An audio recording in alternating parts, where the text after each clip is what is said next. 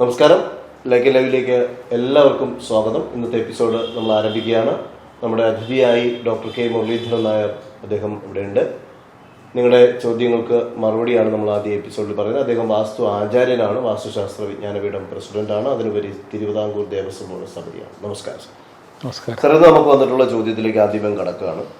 നമുക്ക് തെക്ക് കിഴക്ക് ഭാഗത്ത് ബെഡ്റൂമിന്റെ അകത്താണ് ബാത്റൂം. തെക്ക് കിഴക്ക് ഭാഗത്ത് ബെഡ്റൂമിന്റെ അകത്താണ് ബാത്റൂം. പുറത്ത് കിഴക്ക് ഭാഗത്ത് ബാത്റൂമിന്റെ ഭിത്തിയിൽ കാർ പോച്ചുണ്ട്.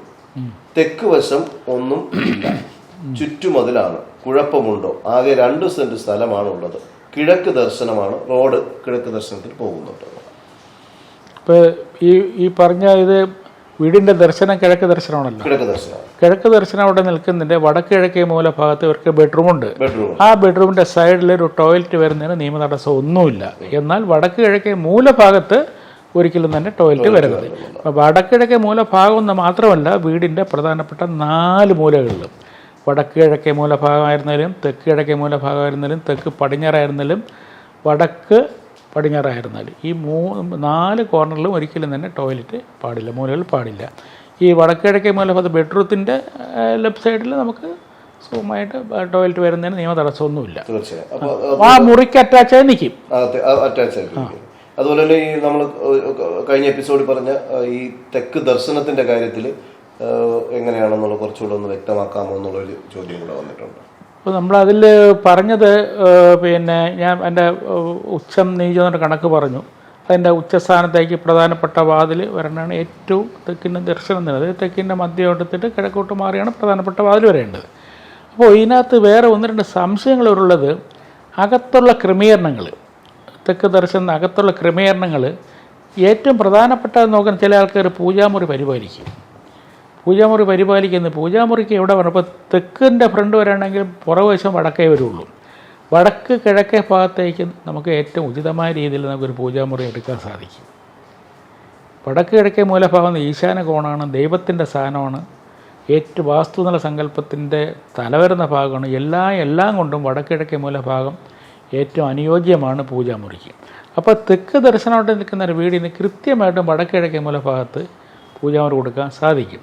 എന്നാൽ ഓരോ ഒരു ആർക്കിടെക്റ്റോ അല്ലെങ്കിൽ എഞ്ചിനീയർ പ്ലാൻ വരയ്ക്കുമ്പോൾ അവർ ചില ഭാവനയിൽ വരയ്ക്കുമ്പോൾ ചിലപ്പോൾ അത് മാറിപ്പോവും, ഇല്ലയെന്ന് പറയുന്നില്ല. പറ്റുമെങ്കിൽ ശരി, ഇല്ലെങ്കിൽ കിഴക്കിൻ്റെ ചുമരുകളിൽ നമുക്ക് ഒരു സ്റ്റാൻഡ് വെച്ച് വിളക്ക് കത്തിക്കാൻ നിയമ തടസ്സമൊന്നുമില്ല. പിന്നെ പ്രധാനപ്പെട്ട ബെഡ്റൂം തെക്ക് കിഴക്ക് ഭാഗത്തേ വരുള്ളൂ. കന്നിമൂല ഇതിൽ പ്രധാനപ്പെട്ട ബെഡ്റൂം തെക്ക് പടിഞ്ഞാറ് എടുക്കാൻ സാധിക്കും. കറക്റ്റായിട്ട് കന്നിമൂലയിൽ നമുക്ക് തെക്ക് പടിഞ്ഞാറ് ഭാഗത്തേക്ക് നമുക്കൊരു പ്രധാനപ്പെട്ട മാസ്റ്റർ ബെഡ്റൂം എടുക്കാം. അതിൻ്റെ തൊട്ടപ്പുറത്തിന് നമുക്ക് ഒരു ടോയ്ലറ്റ് അറ്റാച്ച് ചെയ്തെടുക്കാം. ഈ ടോയ്ലറ്റ് അറ്റാച്ച് ചെയ്യുമ്പോഴാണ് ഒരു പ്രത്യേകമായൊരു കാര്യം എപ്പോഴും നമ്മളിത് പറയുന്നുണ്ട്.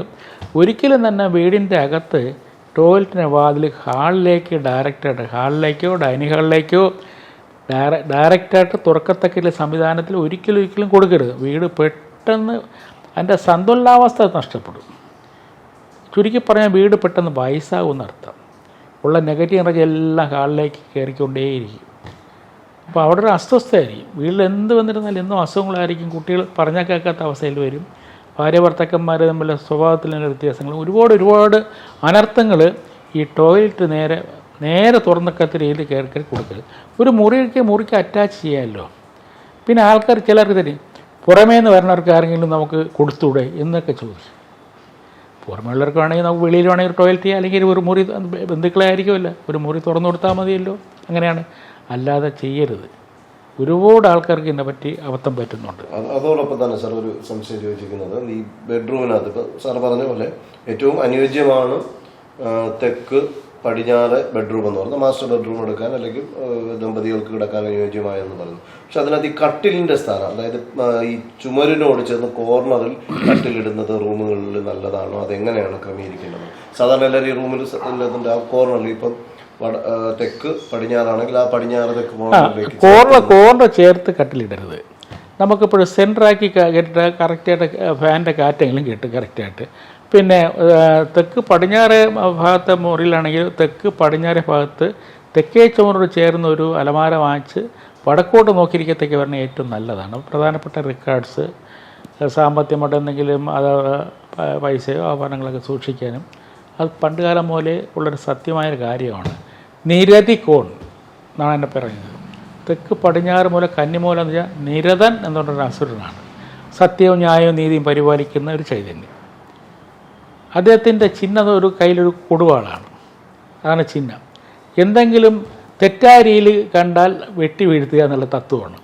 ക്ഷമ ഇല്ലെന്ന്. പിന്നെ ഇതിന് ഓർമ്മ രാഹുവിൻ്റെ സ്ഥാനമാണ് ഇത്. അപ്പോൾ ഒരുപാട് കാര്യങ്ങൾ തെക്ക് പടിഞ്ഞാറ് കന്നിമൂല രാഹുവിൻ്റെ സ്ഥാനത്തിനുണ്ട്. ഇത് നമ്മുടെ സമ്പത്തിൻ്റെ ഇതെല്ലാം കാത്തു സൂക്ഷിക്കേണ്ട ചൈതന്യം. അപ്പോൾ നമുക്ക് തെക്കോട്ട് തല വെച്ച് കിടക്കത്തക്ക ചെയ്യാം. തെക്കേ ഭാഗത്ത് നമ്മുടെ തല വരണം.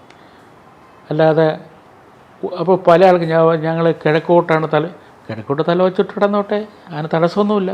എങ്കിലും കഴിയുമെങ്കിൽ ദമ്പതിമാർ, അത് കല്യാണം കഴിഞ്ഞ് ദമ്പതിമാർ അതിൻ്റെ അർത്ഥം അവരെല്ലാം തന്നെ തെക്കോട്ട് തലവച്ച് കിടക്കുന്നത് സാമ്പത്തികം, ദാമ്പത്യം, ആരോഗ്യം, മാനസികം, ഉണർവ്, ഉന്മേഷം, ഈ കാര്യത്തിനെല്ലാം തന്നെ ഏറ്റവും ഉത്തമം തെക്ക് ഭാഗത്തേക്ക് തലവച്ച് കിടക്കണം. ഒരു ചെറിയൊരു പനി വന്നാൽ പോലും ഒരു 10 ഗുളി കഴിക്കണമെങ്കിൽ ഇത് 5 ഗുളി കഴിച്ചാൽ മതിയാകും. ദക്ഷിണ ധ്രുവത്തിലുള്ള കാന്തിക വലയം നമ്മുടെ ഹെഡിൽ ബന്ധപ്പെട്ടാണ് പോകുന്നത്. അപ്പോൾ അത്രയും അതിൻ്റേതായൊരു പവർ കിട്ടും. കിഴക്കോട്ട് തലവയ്ക്കല്ലെന്ന് ഞാൻ ഒരിക്കലും പറയില്ല. എങ്കിലും തെക്കോട്ട് തലവച്ചിടക്കലാണ് ഏറ്റവും ഉചിതമായിട്ട് കാണാറുള്ളത്. 2ാം സ്ഥാനം കിഴക്ക് തന്നെയാണ്. പടിഞ്ഞാറോട്ടും തലവച്ചിടക്കരുത്, വടക്കോട്ടും തലവച്ചിടക്കരുത്. എർത്ത് ബാധിക്കും വടക്കാണെങ്കിൽ. മറ്റേ പ്രഷർ ഏൽപ്പിക്കും. ഭൂമിയുടെ റൊട്ടേഷൻ അനുസരിച്ച് പ്രഷറുണ്ട്. ഈ 2 ഭാഗം പാടില്ല. 1ാം സ്ഥാനം തെക്ക്, 2ാം സ്ഥാനം കിഴക്ക്.